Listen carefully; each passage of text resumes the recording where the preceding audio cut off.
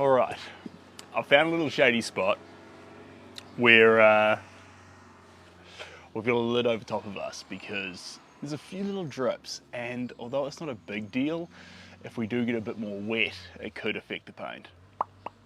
So anyway, we've swapped from our black and white image. We're now on a colour one, and I think today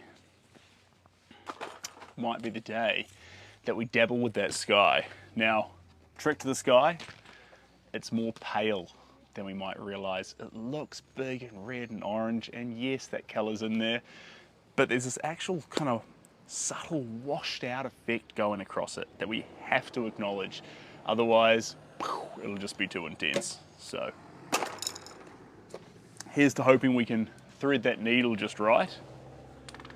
And if we can, the work's going to be a little bit special. That's the plan. Stop-io. Da da da da da.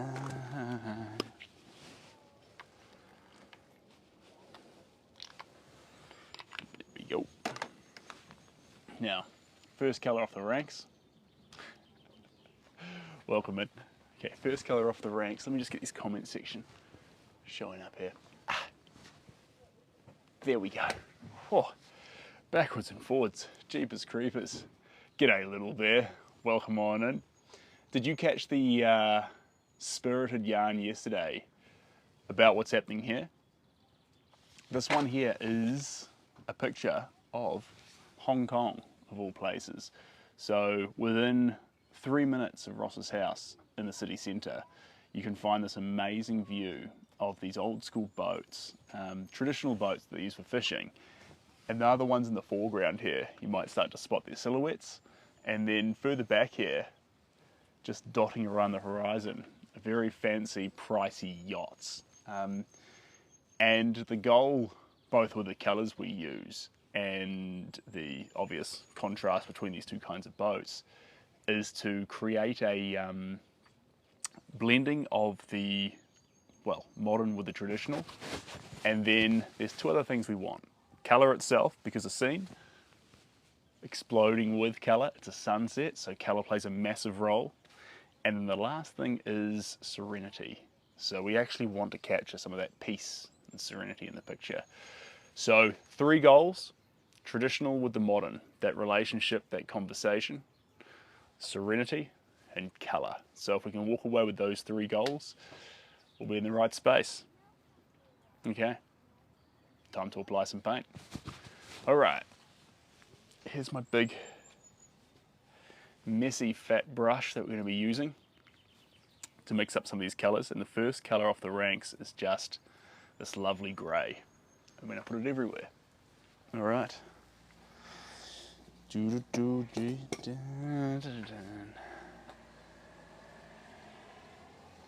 There we go. I might actually need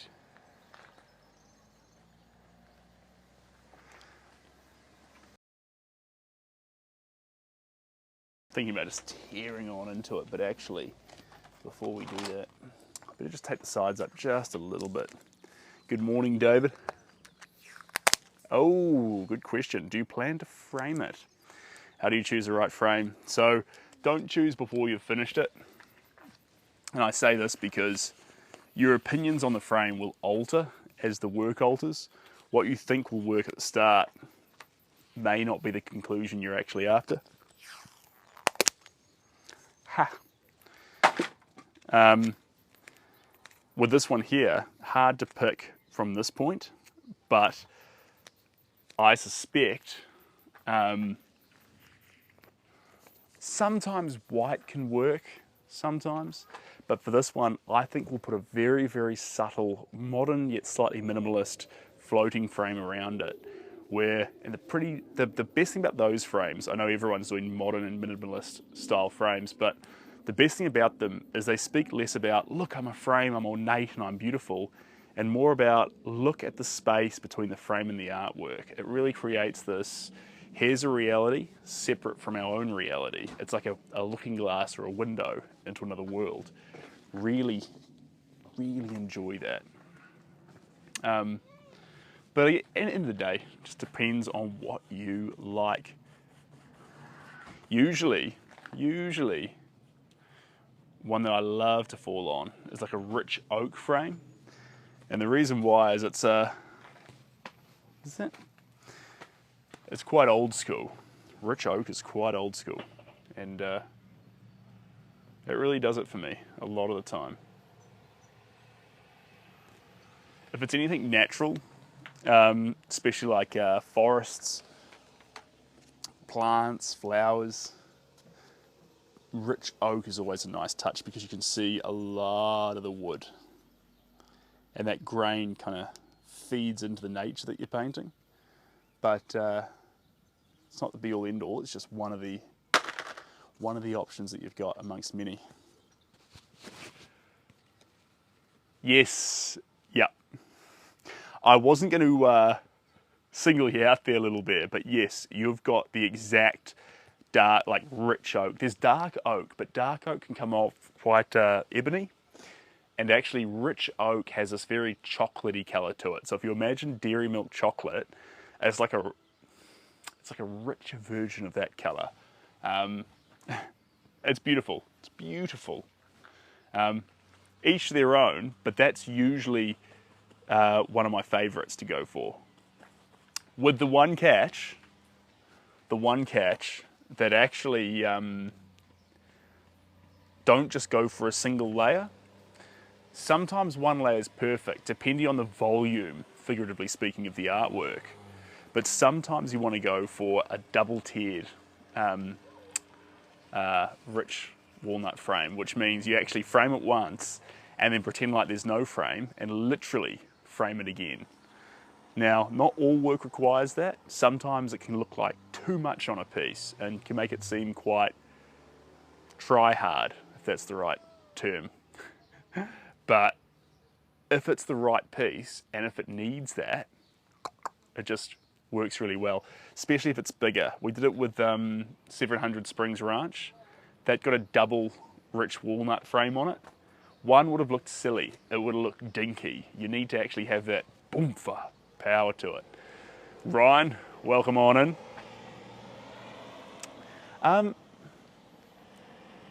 So you like to keep it simple. This is what I was afraid of. I was afraid that if I just talked about those minimalist frames and oak, you get the idea that actually I'm a simple kind of guy when it comes to framing. Assess all the options. So we had that work of Mardi Gras, the one that went to New Orleans, and it was of the train. That one there couldn't have a simple frame because then it would look weird, a juxtaposition, a kind of confusion. Actually, what that one needed was quite a loud frame, but with a little bit of so rather than going absolutely crazy with it, we got a black frame that had a few little rustic kind of scratches out of it, and then inside that, so it was a double floating frame, inside that we had a red layer. Now the red had a couple of scratches in it too, so the continuities with the rustic look in both of them, but this highlight of red just made the whole thing pop a little bit more on the surface. It's not a must, it's never a must, but it was a fun added element. Now let me get, short answer though guys, I've got no idea. I've got no idea where we'll land here. Can only assume it'll be somewhere fun. Adding a little bit of ultramarine blue, just the teeniest, tiniest touch into the paint. And the reason why I've done that is so there's that kind of steely colour, because then it goes from that into quite a luxurious pink, which we're going to do with magenta. A little bit of magenta. Pop into magenta here, and then to blend it to the rest of the colours, tiny bit of purple, but mainly yellow up through here, and then wash back into a bit of magenta. And we're just going to go up gradually as we do it. Now that's not the be all end all for the sky. Please don't ever think that. But this is going to be our first layer. The first layer that we build upon. When you say that accent of yours, is that because you like it or you hate it? Because that can either go one of two ways, can't it?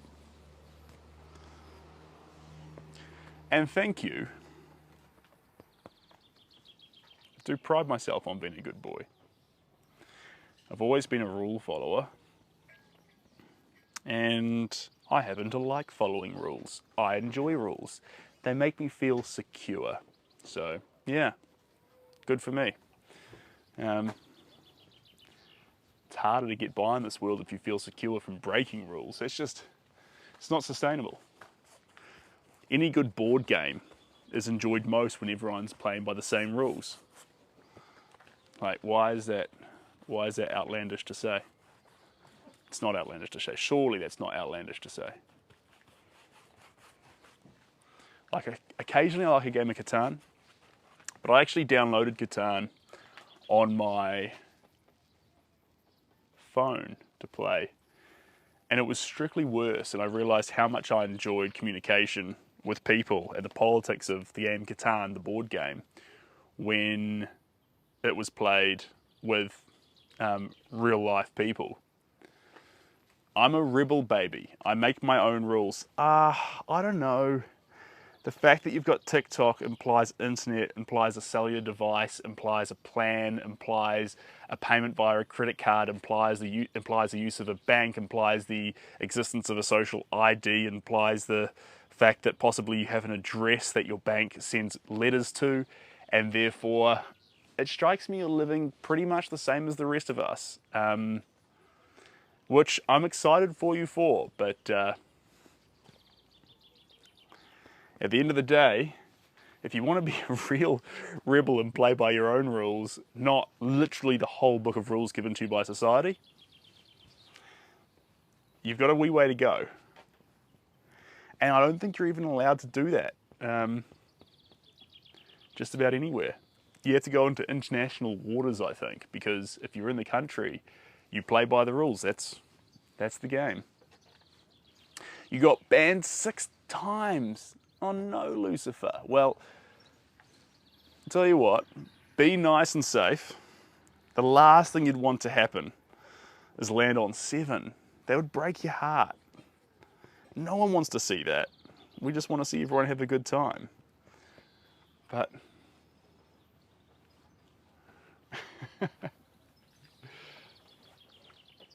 here we go. And is that 6 times from this live? If it's 6 times from this live, that is quite funny. I would have thought that by the 3rd or the 4th time, you would have got the hang of it. I feel like the 5th time and the 6th time, it sounds like you're being gratuitous.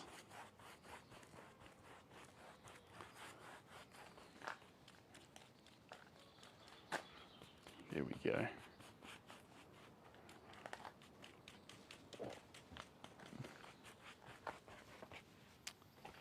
Beautiful, just like that. Baby, my heart is radioactive. I think you should get that checked. I don't encourage that. I think your heart wants to be organic and healthy and keep up a regular beat. I, on the other hand, unfortunately, it's not a bad thing, but I have a slight heart murmur.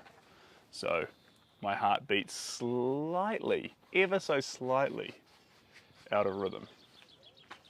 Hasn't affected me at all in my life, but it only came up when I was about 16 or 17, and I was in the doctor's office. And the doctor said to me, "You realise you've got a heart murmur, don't you?" And I said, I did not. He says, "Well, you do." And then we both moved on with our lives, and I haven't heard about it since. So occasionally a medical form comes along that asks if it's the case, and I have to tick yes. Hello from Indiana. Welcome on in. Good to have you here. We're painting a giant Hong Kong landscape. big, covered in boats, covered in boats. Just flick that there. I wonder if we can just get this, just get slightly more into the, but I want you to be able to see all the boats. So we come to, maybe if I do a little bit of a rotate, there we go. There we go. That's the happy medium. That's where we'll be. And it's going to sneak up. I'm going to have to move this picture soon though, which is what I've been trying to avoid, as you can tell. But that's okay. Yellow's going to play a massive role here. Usually you don't see us firing off this much yellow, but it's an undercoat for the sunset. It's going to be playing a big, big role. Another naughty thing you're going to notice in these early layers is that I'm going to skip out borderline completely on the color red. And you're going to watch the sky be made up with yellow, magenta, and purple mixed into white. You'd say, well, why? Well, because the red's going to play a role later on. Now is not its moment. Now is not its moment.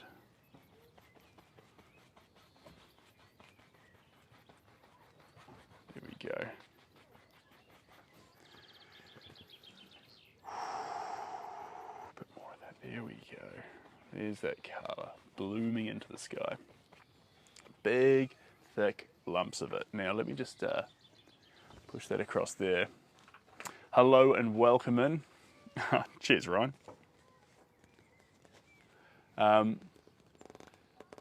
So it'll be in the later layers. Yes. So absolutely we'll use it, but we want to get those more pastel tones down first, and then where we see little pockets, namely this little pocket here is going to be the sun. We want to make sure that the red that goes into it pops off the sun, hits a few boat lids, and actually really stands out in and of itself. If we use it everywhere all the time, it may not have the same power and impact. And the fact that the sun in Hong Kong in this particular shot is red, it's going to be quite an important compositional element.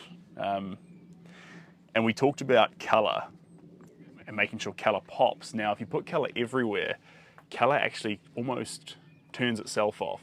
Colour goes everywhere, colour gets confused, colour neutralises itself. That's the term I'm looking for. But if you use colour in a few little pockets strategically, you can really, really show off some things. In this case, the sun, and the way the sun hits the boats in the water, that maybe we wouldn't get an opportunity to do. So, look, let's play it by ear, and let's see how we go. There we go. See, these pigments are so strong. This brush, I'm exclusively putting white on it. You see that? Exclusively white. But like Little Bear, don't be surprised if we're going down that trail and then all of a sudden you're like, wait a minute, we talked about those reds, why did the plan change? Plan's got to be flexible. Plan's got to be flexible. And if it's not flexible, you kind of trap the work into how, if you start off with a plan and finish with the same plan, you kind of limited the project from being able to get into side quests and run off on little tangents and really grow into itself. It's got to get lost. Got to be hiccups. Got to get confused. Those little side quests that a piece of art can go on, those little weird distractions, that's what I believe makes human art beautiful.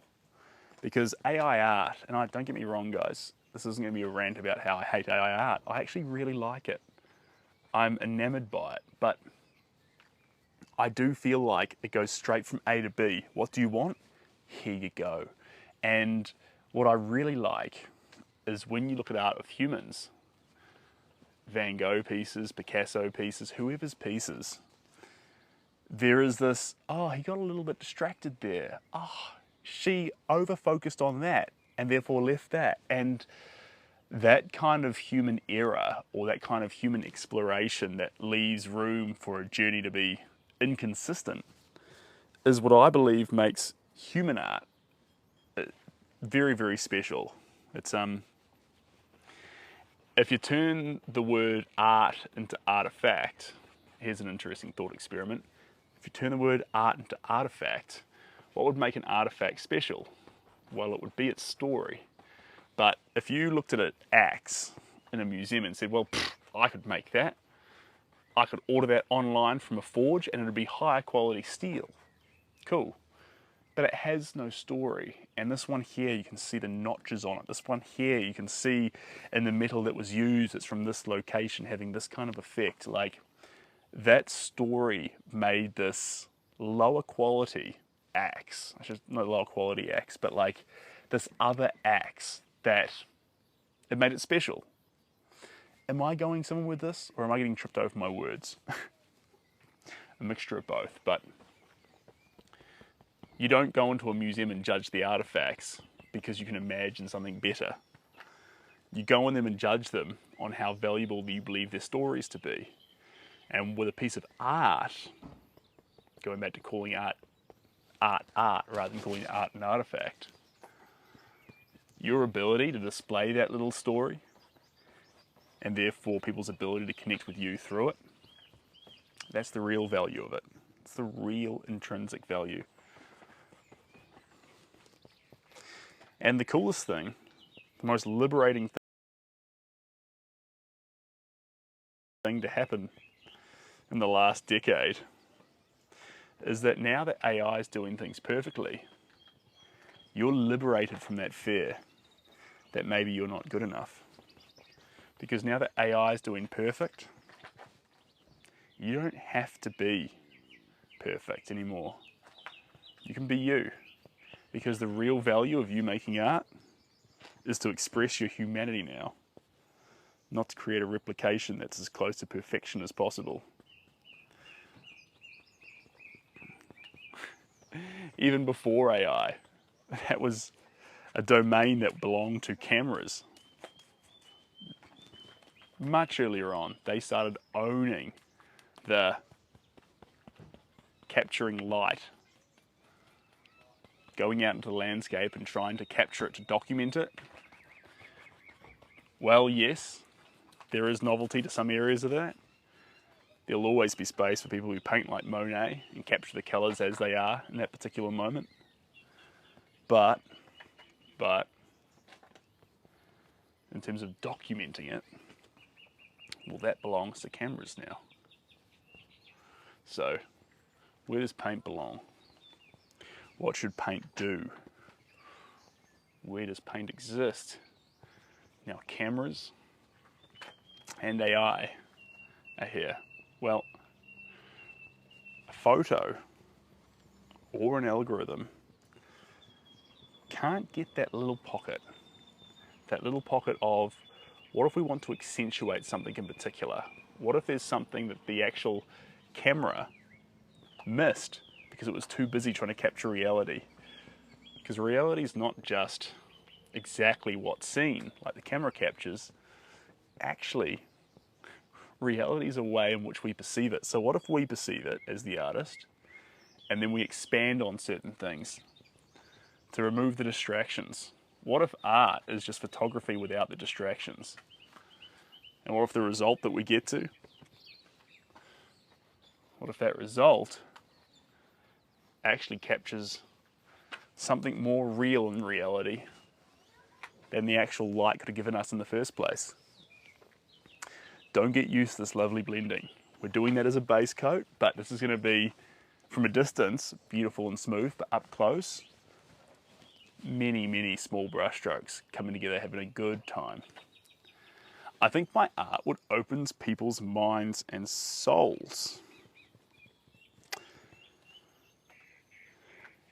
Maybe. I would come back to the fundamental purpose of art in my mind that art's job is to connect us. That's what I believe art exists for. You can do art by yourself, but inherently, through space and time, art brings us together, and that ability to connect and appreciate the same. Basically, I am here, or this is my experience of human existence. Being able to do that through any period, through space and time, and share it with someone else. I feel like that's the reason why you do art. You can dance in your room by yourself, but the greatest dancing is when you lose yourself in it and it's observed by another who can then feel the same feeling that you are. Singing, it's beautiful done by yourself, but it's better shared. And I think a lot of artists get caught up with just the art, but it was never about just the art. It was about why you started, which was the word desperation comes to mind, but the need or the want to actually connect with people, to actually share this experience we call reality together. And it's not something existential, guys. It's as simple as we want to experience it together. That's all it is. It's not something overly crazy and inspirational. It's just that every morning when you wake up and have your coffee, you are enjoying reality. Every morning, every night when you go down and lay your head to go to sleep, or when you laugh with a friend, make your third or fourth coffee for the day, prep a canvas, call your mother, speak to a friend, whatever. You're experiencing a reality. And I believe art just exists as a little reminder that we're all experiencing a reality together. I think that's the point. Sorry, but your days are about to get shorter. I can't wait for ours to get longer. When you first said that, I got a little bit worried. I thought I was reading a threat. But now I realise you're just talking about the spin of the planet in relation to the sun. Totally fair. Fair enough. Agree with that 100%. I have been loving these longer days. I've been loving them a whole lot. But look, fair's fair. You are welcome to have them back. Gorgeous. Let's get a bit more of this through here. Hello, nice drawing. Thank you very much. I want to go outside of space and time. I don't. Space and time have been very good to you. This is a space for you to hang out in and really enjoy. Everything you've ever known and loved is within space and time. I'd like to spend more quality time in space and time. But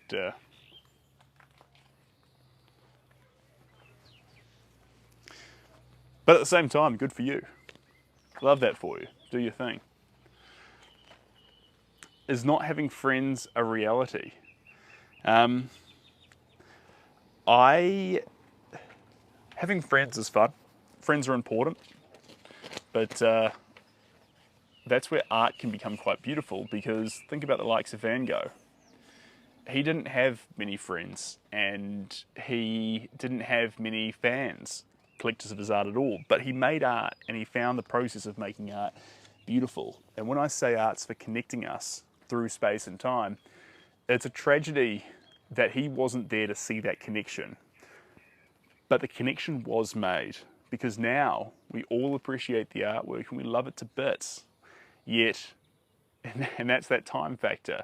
Unfortunately, the time that elapsed caused him to not be around to see the message get delivered. But the letter, in this case all his artwork, was delivered. And we're better for it. The world is better for it.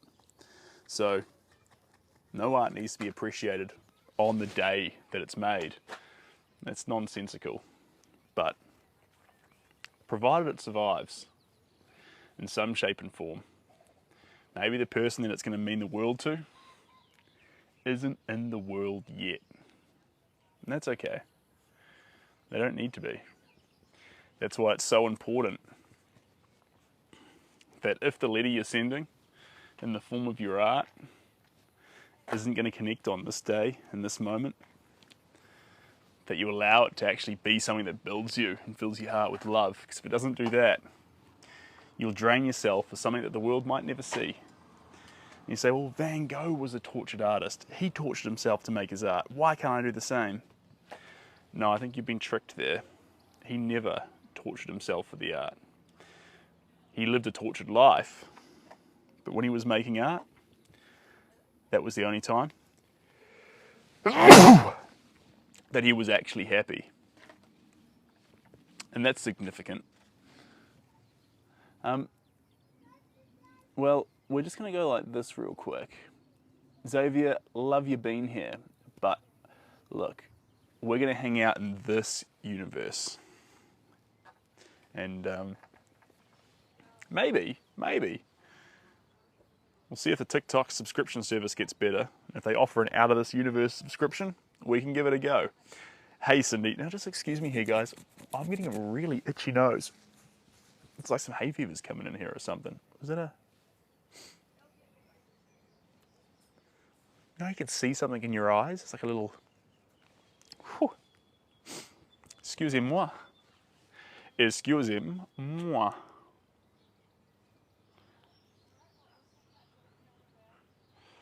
There we go.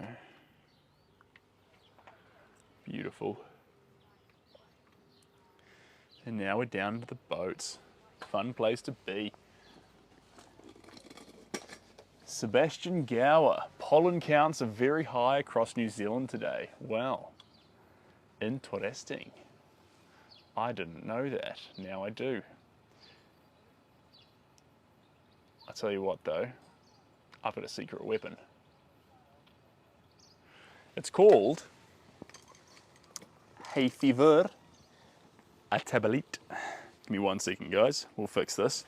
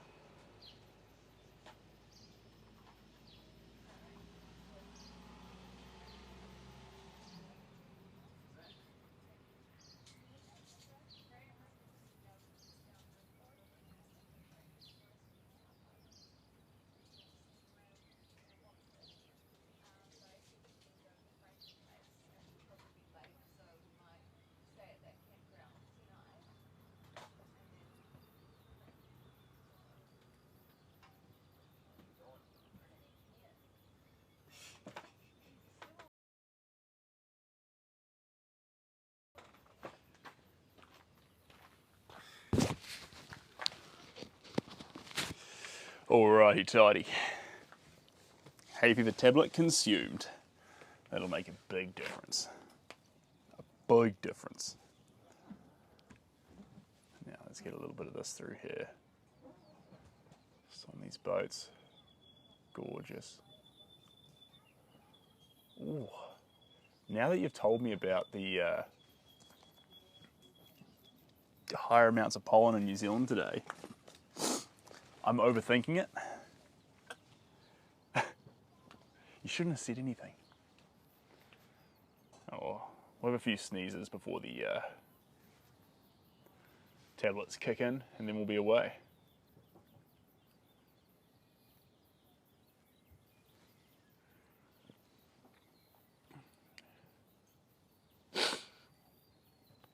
Excuse me. Excuse me. Excuse. Who's that person from Euro Trip? That's right. Excuse me. The guy on the train. Keeps getting too handsy in the tunnels. Okay, it's almost gone. We're winning now. I'm feeling better already. Starting to get my ability to breathe back. Hay fever though, jeepers. What a thing. There we go. Lots of that delicious white into grey. There we go. Lovely. Richard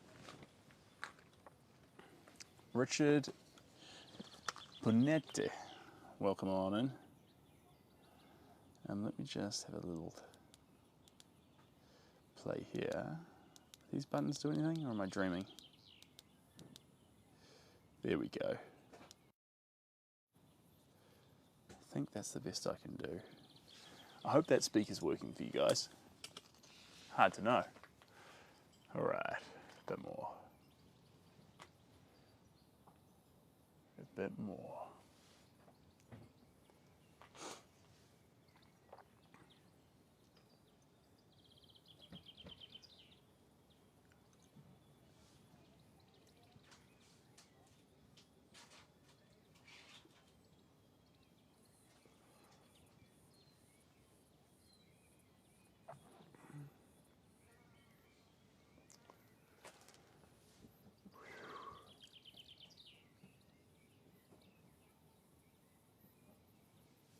There we go.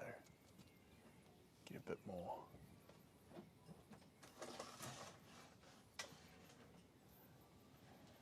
And up through there. Beautiful. It's funny because I bought the stronger colour of yellow, but every opportunity I get, I'm just putting in more Naples. So I'm turning it into Naples with greys and whites. I can't get enough of Naples, guys. It's my go-to.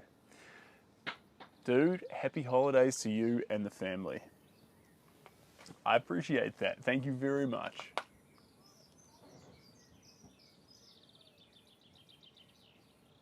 I appreciate that. Thank you very much.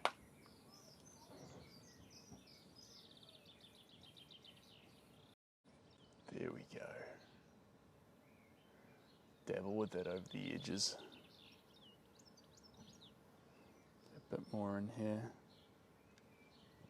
Now we're getting quite pinky.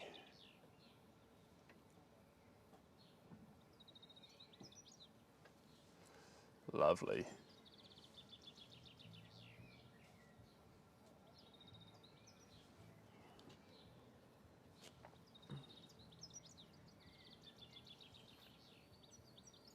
There we go.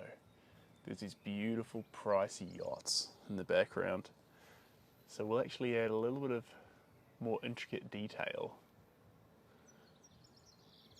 up into these parts to capture those yachts, but actually down here, 1, 2, 3, 4, 5, 6, 7, there's these fantastic old school fishing vessels that we want to capture. What is this art style called? I'm completely obsessed. I think we need a good name for it, guys. Is it Impressionism? Colourful Impressionism? I feel like when you say Impressionism, then you go and Google it and you think, no, that's not what I meant. Because you end up getting a whole bunch of French Impressionists and all sorts of people. Can you say abstract? It's not really abstract though, is it? Because you can kind of make out a picture. So what is it? I'll tell you what. In light of actually making little discoveries together, Dion, tell me, what do you think it is? What do you want to call it? Because for me, it's not a style that I've decided I'm going to copy. It's when liberated from my own insecurities and fear. Sorry to get deep with you, but this is how I like to paint. This is my style when I'm not so caught up in people pleasing and arrogantly assuming that I know what other people want to see me paint. This is what I This is what my heart wants to paint. This is the way my heart wants to paint it. Thank you for your answer. I know it's not 100, but it's a start. All right, powerful. And you were right first. It's Dion. Perfect. Dion. Dion.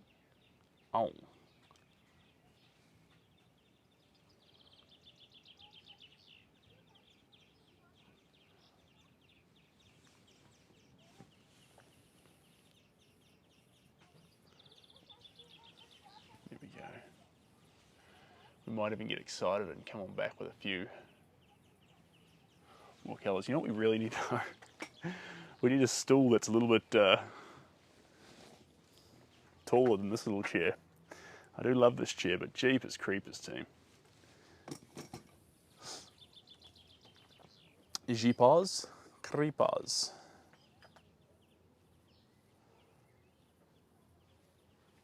What we'll do is we'll lift it up a wee bit, I think. Here we go.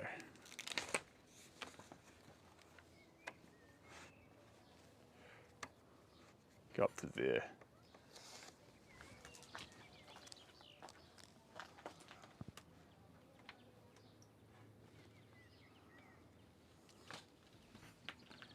Perfect. Perfect.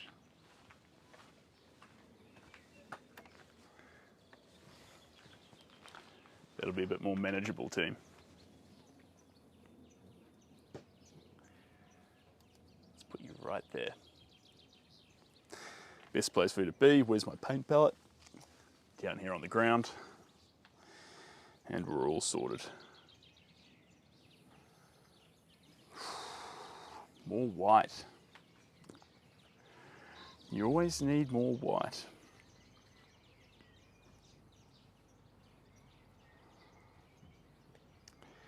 We've left the sort of Naples yellow colours now. We've progressed more towards a unbleached titanium, which is now our status quo. There we go. Dabble with that over the edges. Right around through there. And then, yeah, now we're talking to it.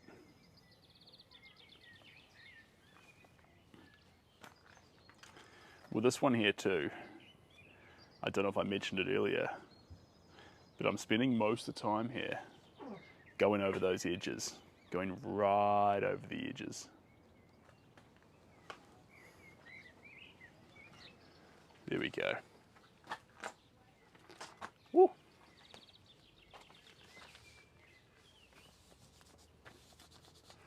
There we go. It feels like a cross between anime painting and with multi-dimensional aspects. It's lovely. Jesse, that is an interesting take. I like where your head's at. And good morning, TikTok Crush. How's your Thursday? Alex, it's going fantastically. We're adding our pale pastels into our fantastic little Hong Kong landscape. Can you call it a skyline if it's technically a, I guess it's kind of a skyline. Is it a skyline? Someone needs to help me out here. Who knows the exact definition of a skyline? Is it literally just any line of sky? Or is a skyline specifically for cityscapes where you can actually see the skyline above the city? And if it's above the city, if it's a skyline in a city, does that also count? Because currently this skyline is above some boats in the centre of the city. So we're getting quite granular. But can I say Hong Kong skyline? Is that actually factual? Or am I deceiving everyone by saying that? Because if I say Hong Kong skyline, are you expecting to see a city? And then what you see is a series of boats, or the boats actually confuse you? I'm so confused.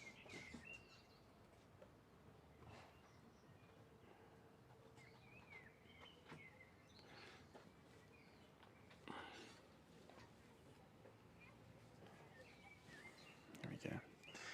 Now I'm going to get rid of that purple. Purple into grey. Off-tone violet. And this colour here is going to just nibble in here on some of these little boat lids. Just very gently. Key here though is to not get too excited. There's a temptation to add colour everywhere, but actually we just want to add it to where we actually see it, where we know these colours go. So we can build up a far more truthful representation of our subject. That's the plan.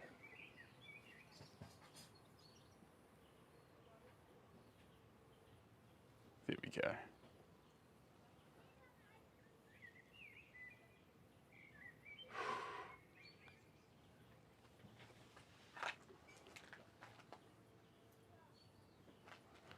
There we go.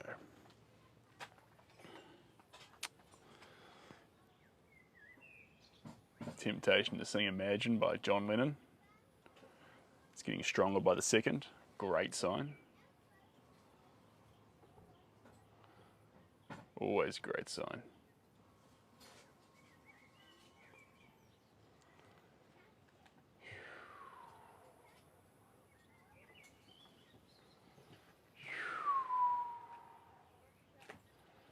And there's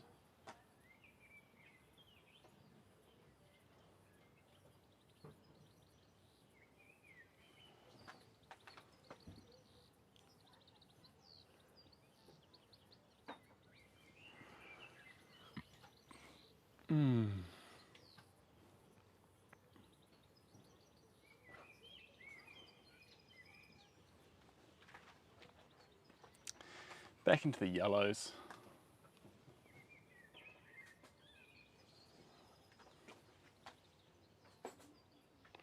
Love in the yellows. Gorgeous, powerful yellows too. Lovely colour. Lovely colour. I like this too because we've got a smaller room today, which is really nice. Means we can yarn a little bit, and I can just have a nice passive time putting down these colours. I love this boat here in the middle. It's probably because I keep coming back to it. Centre stage, hard not to actually see a boat in centre stage. I love it how it's framed to be that way though. This one here sideways brings attention there. And this one here, it's funny compositionally actually, because this boat here has the largest volume in its shape and shadow. More of this over here is black as well, which that's nice. But then this boat here is in centre stage, so it takes a bit of our attention. But this one here also gets a disproportionate amount because it's sideways.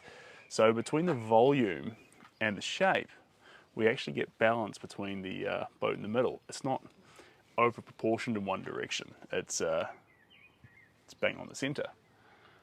So it's really nice. We do need to get a bunch of blue and whites in here though. Do we do it now? Let me use up a bit more of this grey, and then we'll... too light. Need some more white, team. Jesus. It's an absolute honour to have you in here, Jesus, giving such lovely compliments. Thank you very much. Now let's get this mixed in here. There we go. Beautiful. Yeah, essential. There we go. Ooh, dark though, dark. More of that white. There we go.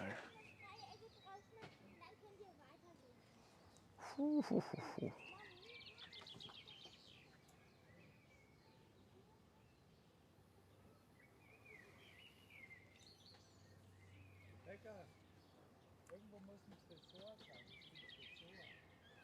Und das steht hier ab bei dir. Hast du das gesehen? Kannst du es wieder reinklicken? Da kannst du wieder reinklicken. Ding da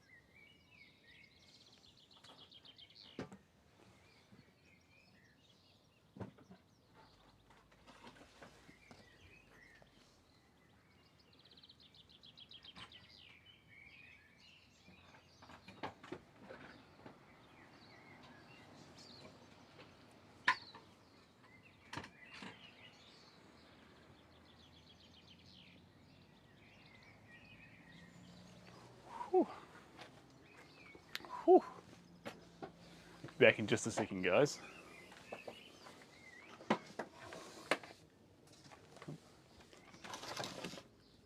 You can see it? Glasses. Oh, where are they? I think they're up there to the left. That's what we need. Sorry, team. Just grabbing my set of glasses.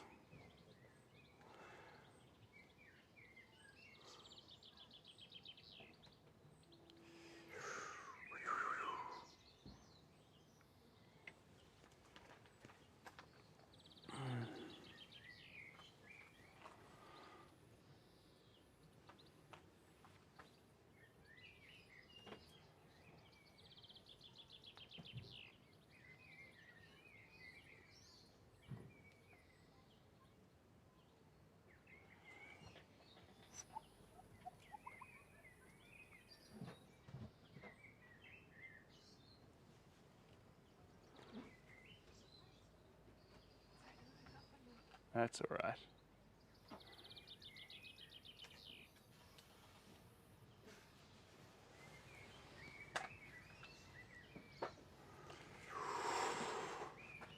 Down in here. There we go. More white. Always more white, team. Love a good sunset picture. Yeah, me too. As long as they spot something unique and different though. Always love a sunset picture, provided you can still get that, like, I feel like every piece of artwork should have, in some small way, a reason to exist. So make sure when you do paint a sunset picture that it's not just a replication. Can be, if it's a study of colour and you love that, that's okay. But one good way to capture a beautiful sunset picture is, and you know, you're not sure what's going to make it unique, go to the actual sunset.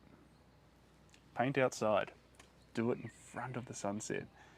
Because even if it comes out looking like every other sunset, that's not the point. The point now is it's a sunset for that day. And now the painting is a story, connecting it to that one day over any other day. And that's precious. That's really precious. You know, Van Gogh and Monet would get quite picky when they'd go outside to paint. They had very specific times that they'd actually go out and do it. Just move you to there, guys. They had very particular times when they'd actually go out and do it. And while I love that, that was because they actually, even in a small way, whether they realised it or not, were creating stories for the art. And that in itself is quite a beautiful thing. I'm a big fan of that. Let me get that through there. There we go. A bit more there. Lovely. A bunch of yellow. Did I get too excited on the yellow here?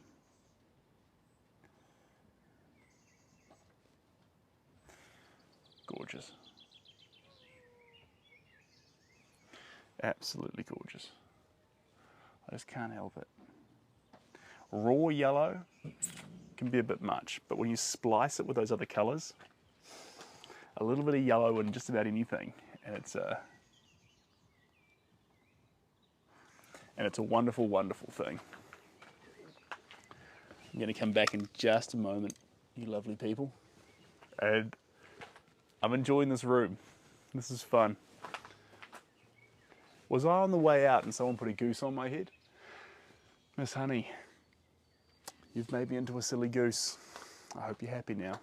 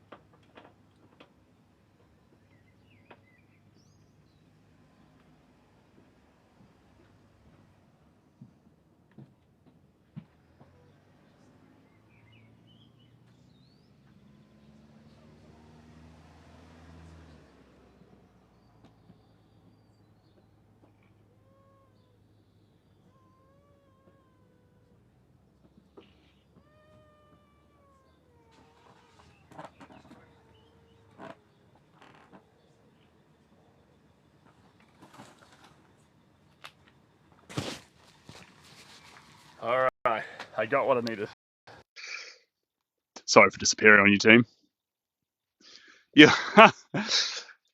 Oh, it's not even a silly goose. It's a relaxed goose. Go figure. We're dealing with a relaxed goose. All right. There's our little messy palette too, so we got a little bit of a fun selection. And I love these. Oh.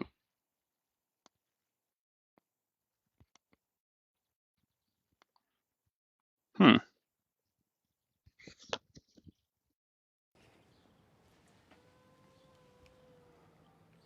There we go. I love these glasses because you can actually come up here and see in first person what's happening with the paint. You get yourself too far away from the art sometimes. And sometimes it feels good to actually get that extra little bit of zoom. There we go.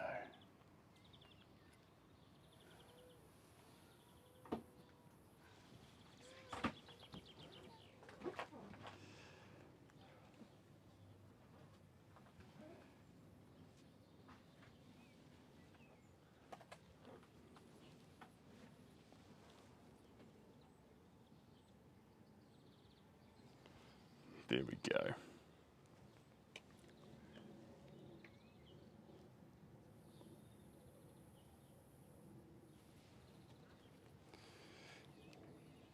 Who's that there? Georgie. Larissa. It's been a while since we last ran into each other, Larissa. I hope this world's treating you well.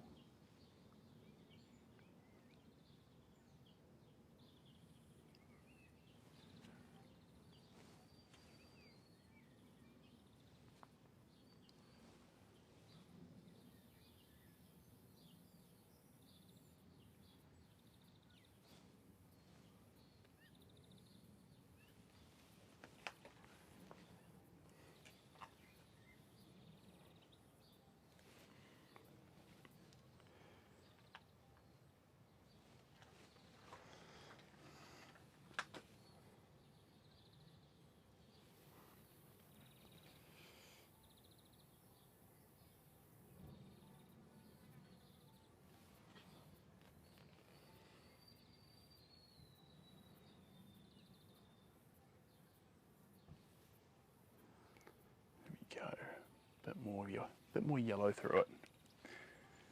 Love you live. Love you live. I love that I live as well.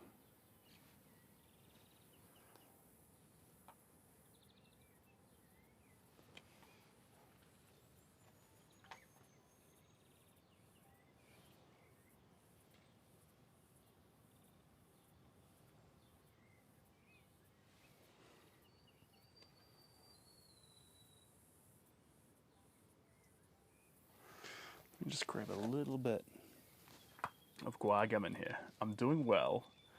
Still working a lot. How are you? Great work as always. Thank you, Larissa. Oh well. Work's got to happen. One way or another. It's got to happen. But, I'm doing fantastically. I've actually made a big step recently where I'm taking the studio on the road around New Zealand. I wanted to paint some sights and sounds that are outside the beaten trail. And the more I looked at it, the more I thought, no, you can't just fly down and fly back. You've got to go properly to the site and give it the amount of time that it may or may not need. So I've got an RV, camper van, and the plan is to go around the most beautiful sites I can find in New Zealand and capture them one after the next. So that'll be fun. Wow. Some of these lower areas. Always love when your work comes up on my FYP. Well, Georgie, it's an honour to be there. Thank you very much. And Miss Honey, have a good one. doing some art Christmas gifts myself. It's fun. Got a Secret Santa coming up in the next few days, and the gift we're going to be giving is we have to make the gifts. So I can't tell you what it is in case anyone will cotton on or ends up watching the replay. But I'm making someone a gift, and so is Shelby. And it's going to be quite fun. I think it's quite a cool thing to do for Secret Santa. Make the gifts. And I think for the making as well, there's a price cap. It's $40. So $40, no more, no less. That's what we've tiered off at. You've got to be able to make a gift with that amount of money.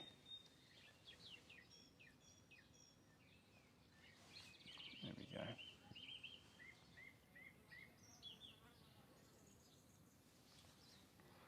There we are.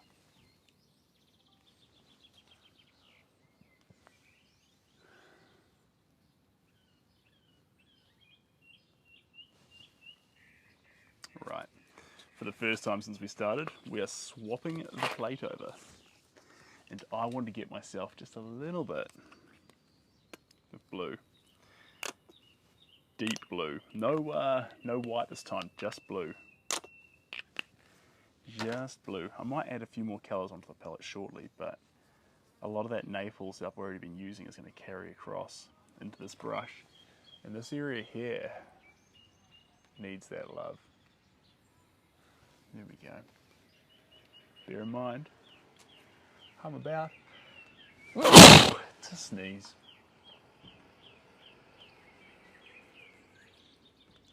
What am I painting? I'm glad you asked. This is a Swedish goat farm, and if you look closely at it, you'll see the factory.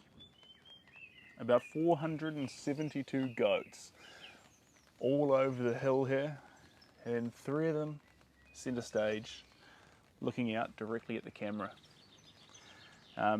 This farm, known predominantly for its quality goat cheese.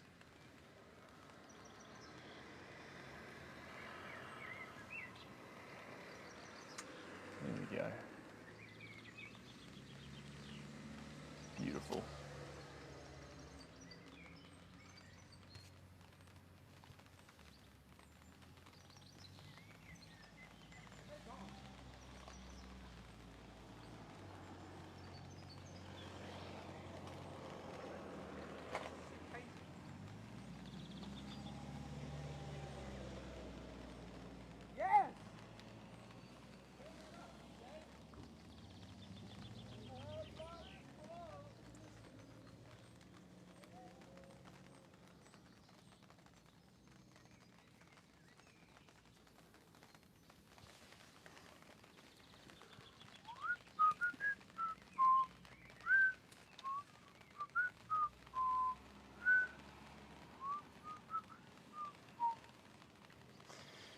For those wondering though, sorry, it's not a Swedish goat farm, that was just me talking smack.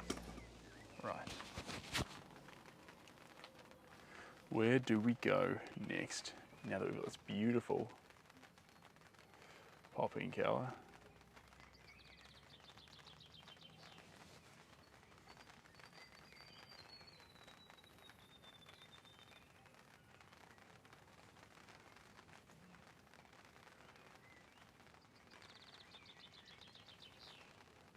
There we are.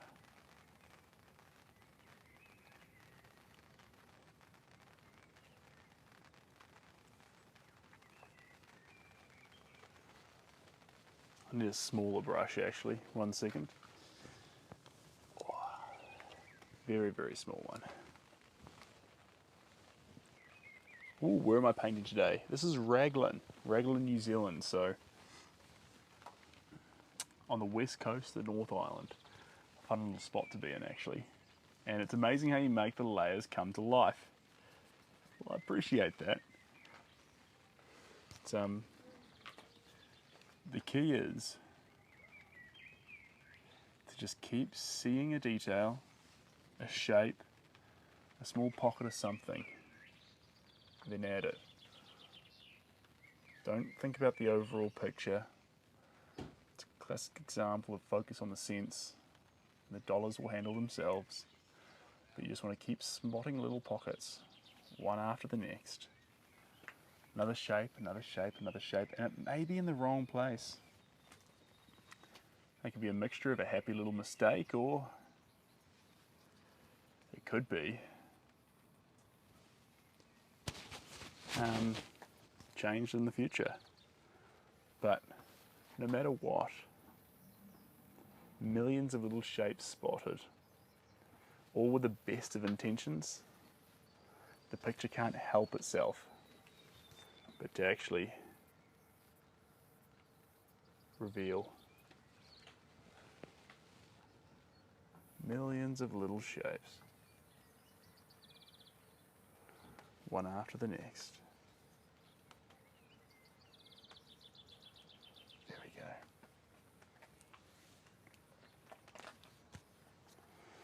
That blue ran out very fast. Fun colour, but it ran out fast. There we go. And they come out amazing. Well, thank you very much. We're running out of ultramarine blue. Getting far too excited. It's funny.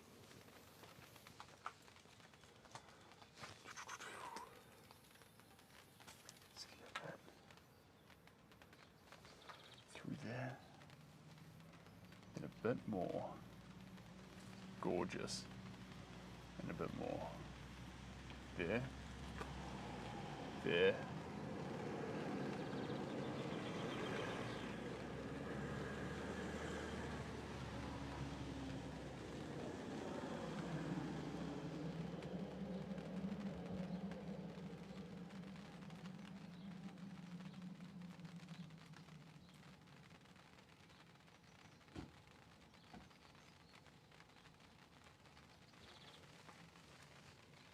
Okay, I'm going to leap on those comments in just a second. Just let me catch up a little bit on this bit coming around the edge here.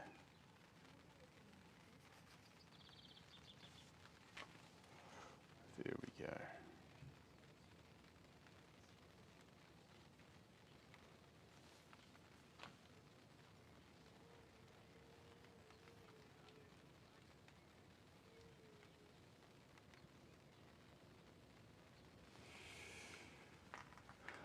I've missed your smile. You haven't been showing up in your feed, or I haven't been dropping your feed or notifications. Well, I'm sorry, but I'm glad I'm here now to look after you. We're just gently dabbling and building up this picture. Line by line, layer by layer, slowly getting this picture to come into life. Just watching the progression is an art in itself. That's a funny thing, yeah, because I do believe that a lot of the art is like there's a huge value in the process, because even already between this layer and the previous layer, there's a lot we've covered up and a lot that's actually disappeared. So there is this kind of fleeting moment, ephemeral pieces, colours and pockets that actually exist right now. But when the end work exists, maybe they won't be there for it. And that's both, I don't think it's sad, but it's an interesting thing. Kind of like the definition of ephemeral. It's, it mentions, I think in the Oxford Dictionary, a butterfly's wing. It's not sad that you don't see it flap, or that it doesn't flap forever. But it's a beautiful thing. It's ephemeral. It's there fleeting for a moment, then it's gone. In the same way, I think a lot of these colours are like that.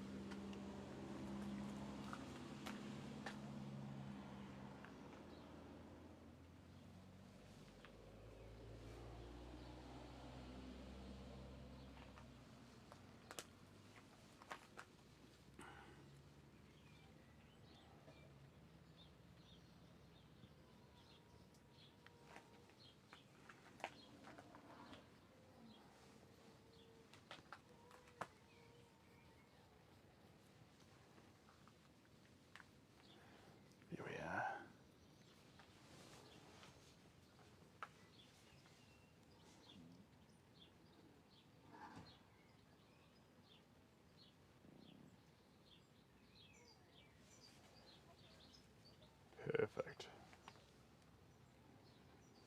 Just around those edges. Hello, Pink. Didn't think we'd be seeing you today, but welcome on in. And you found me. Proud of you. I have a baby living in Ragland. My friend. I have family living in Ragland. Oh. That's quite interesting. It's usually quite a small place in terms of the scale of the world. But if you're a Kiwi, we're kind of all used to it. It's 2.5 hours south of Auckland, so it's not too far away from anything. You get a bunch of white mixed into this blue here. There we go. That's the colour I'm after. Gorgeous. Shirt's groovy. $2 from an op shop. Thrift shop. Lucky me. Is New Zealand experiencing its spring? New Zealand is experiencing its summer. That being said, we get some weird... We're always mild in comparison to the rest of the world, but we do get some weird little turbulent alterations. We go from very warm to neutral to colder. At the moment, it's summertime here, but it's raining. Well, been a bit humid. Shelby's been down for a surf already today. And I'm using this little opportunity to put some paint on this Hong Kong landscape. Here we are. Right around the edges there. Gorgeous. Absolutely stunning.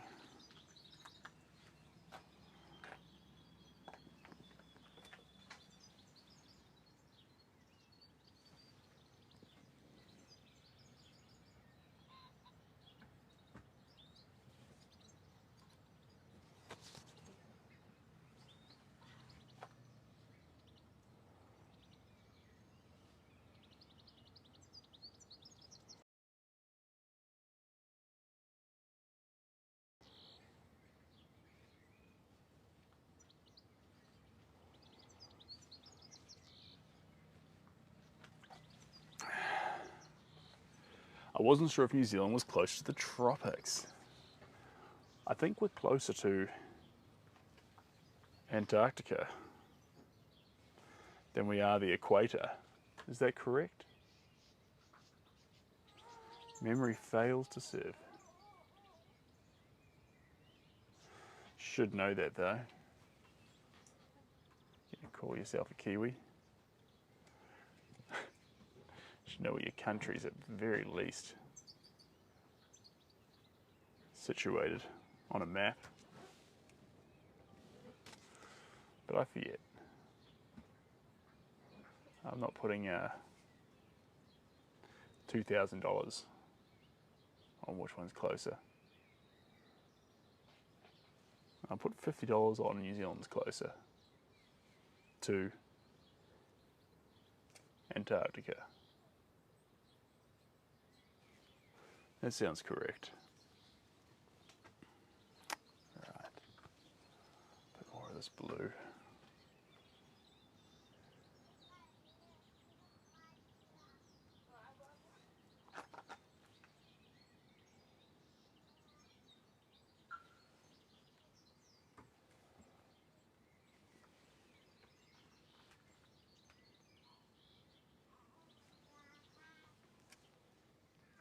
There we go.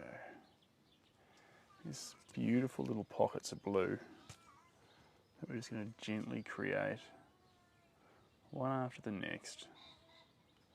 Build it up.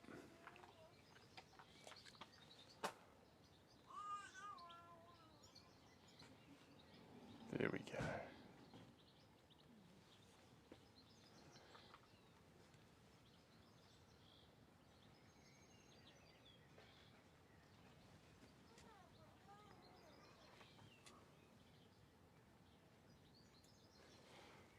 Lovely.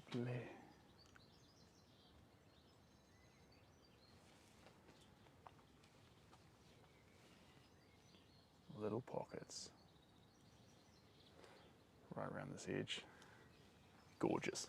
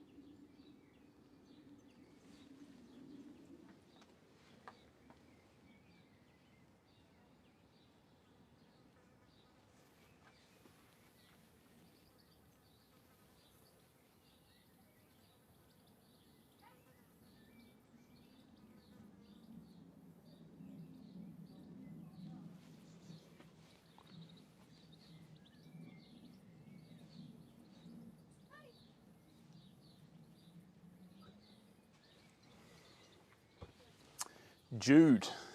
Hey Jude. Don't make it sad. I'm so sorry. That's what you call a microaggression. It won't happen again. But that is a banger of a song. And I have to say, you're one of my favourites. Well, it's a pleasure to be here. And is that my baby? Yes, it is. The little delight. She's an absolute little honey, but I'm afraid that I can't show her to you because the guidelines on the live say no babies, which is wild.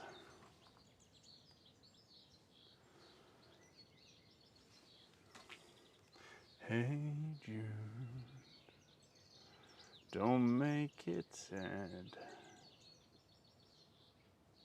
Take a sad song and make it better.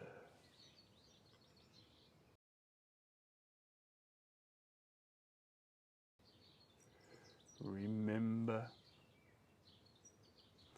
to let him into your heart, and we will start.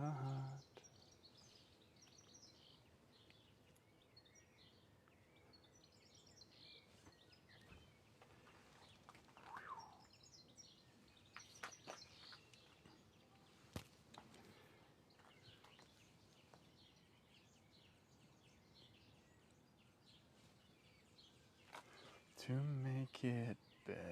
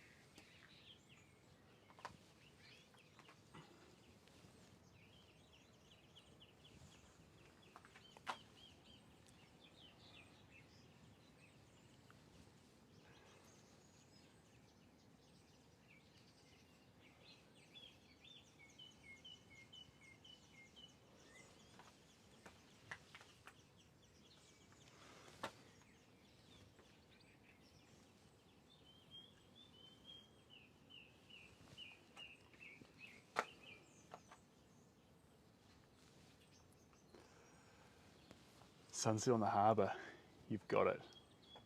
You have got it 100%. It's exactly what it is. It's a sunset on a harbour in Hong Kong, of all places. So, the Beatles, yeah. Hard not to get the Beatles stuck in your head. Be pretty hard having a beetle as the next boyfriend.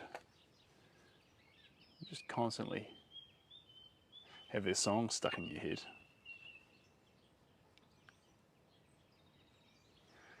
And every time you started singing it, your new boyfriend would get jealous. There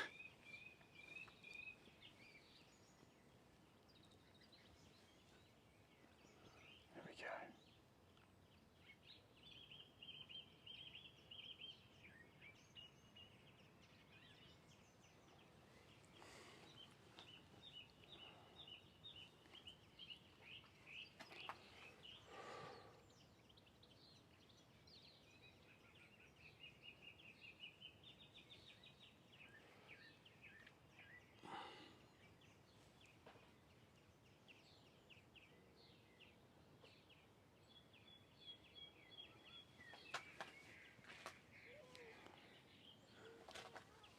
All right, team.